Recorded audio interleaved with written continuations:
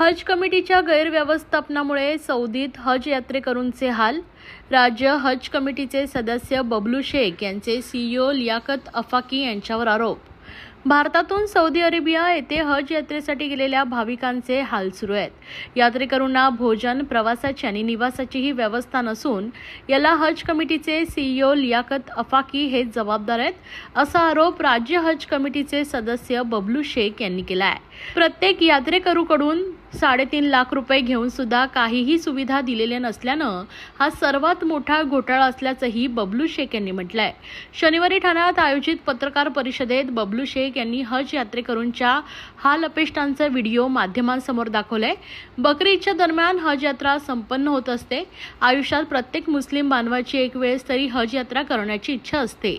त्यानिमित्तानं देशभरातून सुमारे 1.5 ते 2.25 लाख भाविक जात असतात। 15 ते 16 जून आणि नंतर 2 दिवस सौदी येथे हज यात्रा संपन्न होते। या यात्रेसाठी महाराष्ट्रासह इतर राज्यातील भाविकांचा समावेश असतो। महाराष्ट्रातील 21,000 भाविक यात्रेस गेलेत, मात्र सौदी अरेबियामध्ये भाविकांना हज यात्रेसाठी कुठली सुविधा नाहीये। वाहनाची, भोजनाची आणि निवासाचीही व्यवस्था नसल्याने हज यात्रेकरूंचे हाल सुरू झालेत। 21,000 लोकांसाठी केवळ 90 जणांचे पथक व्यवस्थेसाठी तैनात ठेवलेत। हज यात्रेकरूंच्या दुर्दैवी हालाच्या सौदी अरेबिया येथून पाठवलेल्या चित्रफिती दाखवून राज्य हज कमिटीचे सदस्य बबलू शेख यांनी हज कमिटीचे सीईओ लियाकत अफाकी हेच याला जबाबदार असल्याचा आरोप केला आहे।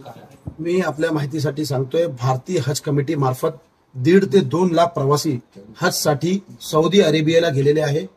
तिथे त्यांना कोणतीही सुविधा उपलब्ध नाहीये।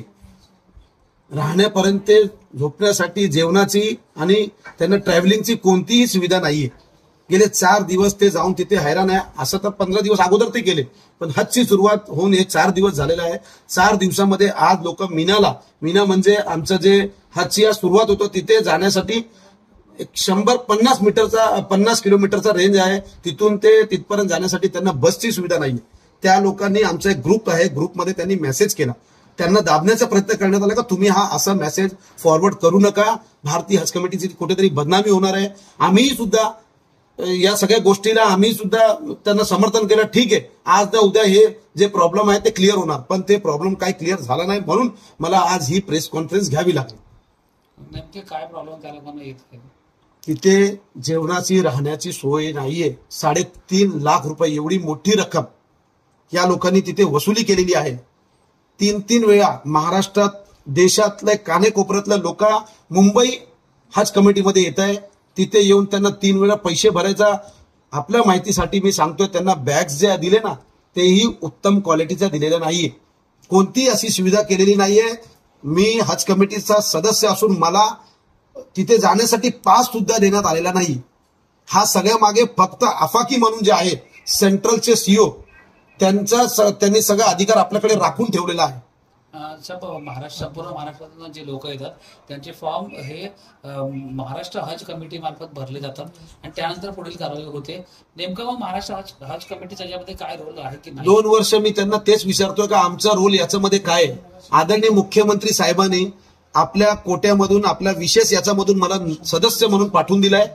आपण त्यांना काही मदत हे करू शकत नाही। मी त्यांना विचारतोय 2 वर्ष का असा आम्हाला काय अधिकार दिलाय, कोणता अधिकार आहे? नाही, आपल्याला काही अधिकार नाही। अधिकार भारतीय हज कमिटीने सगळं राखून ठेवलेला आहे। भारतीय हज कमिटीने यावरती काय उत्तर दिलंय की नाही? उत्तर हेच आहे, अफाकी म्हणून आहे। आणि जेद्दामध्ये जे आमचे मेन तिथे बसलेले आहे त्यांना आम्ही वारंवार 4 दिवसापासून कॉल करतो, ते आमचा कॉल काही उचलत नाहीये, आमच्याशी ते काही संपर्क करत नाही। आणि आपल्या माहितीसाठी सांगतो, फक्त हा 15 दिवसच आहे। 1 वर्ष त्यांना बसून राहायचंय, 15 दिवसासाठीही ते सुद्धा आमचा फोन उचलत नाही। आमची अशी अवस्था आहे, तर तुम्ही समजा जे प्रवासी गेले आहेत त्यांची काय अवस्था असेल? तुम्ही कोणाशी संपर्क केला का, मुख्यमंत्री किंवा कोणाशी? मुख्यमंत्री साहेबांचा या बाबतीत मला भरपूर सहकार्य आहे। हे जे हाजी आज जाऊन तिथे आम्हाला व्हिडिओ पाठवत आहेत त्यांना याची पूर्व कल्पना होती। त्या लोकांनी आम्हाला व्हिडिओ जाण्या अगोदर साहेबांची भेट घेतली होती, कारण ते या मतदारसंघातले आहे, कोपरी पाचपकाडीचे। साहेबांनी त्यावेळेस सगळ्या अधिकाऱ्यांना फोन करून यांना मदत करा, चांगली यांना सुविधा द्या, सगळे यस त्यांनी म्हटलं होतं। आता काही सुविधा देण्याचं सोडून द्या, फोन साधा उचलत नाहीये। संपूर्ण याच्यामध्ये मेन कोण आहे? अफाकी, डॉक्टर अफाकी म्हणून आहे। ते सीईओ आहे भारतीय हज कमिटीचे. त्यांनी सगळे अधिकार आपल्याकडे राखून ठेवलाय.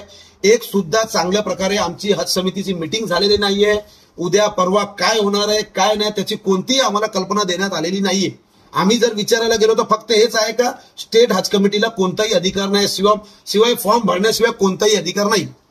इतके लाखो रुपये हज यात्रेकडून घेतले जातात, नेमकं याच्यामध्ये भ्रष्टाचार. साहेब मी तुम्हाला सांगतोय याच्यामध्ये स्कॅम झालाय, भ्रष्टाचार झालाय आणि सर्वात मोठे भ्रष्टाचारी भारतीय हज कमिटीला बसलेले अफाकी सर आहे. आज तुम्ही त्यांना फोन लावू शकता ऍज अ पत्रकार, तुमचाही फोन ते उचलणार नाही तर ते लोकांचं काय उचलणार. हे लोक तिथे जाऊन त्यांचा हाल झालेला आहे. तुम्ही त्याला काढण्यासाठी काही मागणी नाही करणार? मी आपल्या मार्फत पत्रकारांच्या मार्फत आणि महाराष्ट्राचे मुख्यमंत्री देशाचे यशस्वी प्रधानमंत्री आदरणीय नरेंद्र मोदी साहेबांना अख्ख्या समाजाच्या वतीने माझी विनंती आहे का असा घरी बसणाऱ्या ऑफिसरला तुम्ही घरीच बसवा. कारण हे जे होतंय हे कुठेतरी आपल्या बाजूला राहणारे देश जे आहे, छोटे छोटे देश आहेत, त्याच्यामध्ये 10-20 हजार लोक गेले.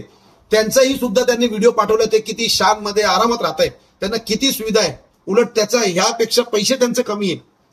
मी तुम्हाला दाखवू शकतो तो पण व्हिडिओ. भारत सारख्या देशाला या लोकांनी अगदी पैशासाठी स्कॅमसाठी सगळं खाऊन हे केलेलं.